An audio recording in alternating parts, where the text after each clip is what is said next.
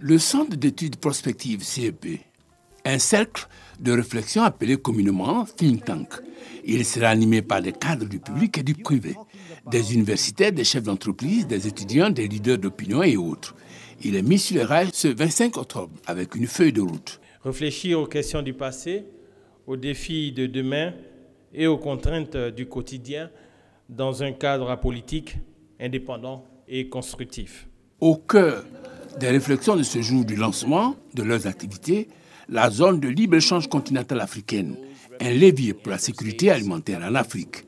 Une Afrique grosse de potentialités. 60% des terres arables non exploitées se trouvent en Afrique. Quand je pense à l'Afrique, je pense également aux réservoirs solaires que nous avons. Nous avons 40% des énergies de ce monde. Le paradoxe, c'est que l'Afrique peine à nourrir sa population. La preuve. Aujourd'hui, plus de la moitié de la population africaine, soit 675 millions de personnes, souffrent d'insécurité alimentaire et 250 millions de personnes sur le continent sont sous-alimentées. 144 millions d'enfants de moins de 5 ans ont un retard de croissance.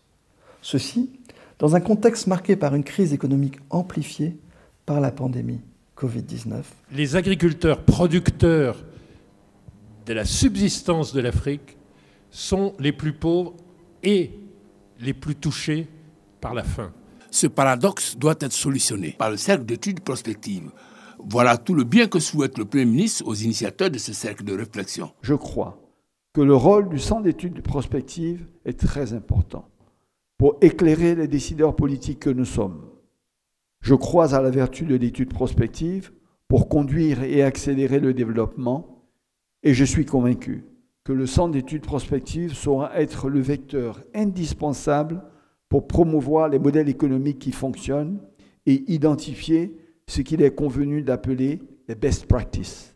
3 panels de haut niveau, animés par des politiques, des universitaires et des experts, ont meublé ce lancement. Ils ont approfondi les réflexions sur déclaration et action, état des lieux de la sécurité alimentaire en Afrique, les politiques de facilitation des échanges, enfin, les chaînes de valeur agricole continentales, enjeux et défis.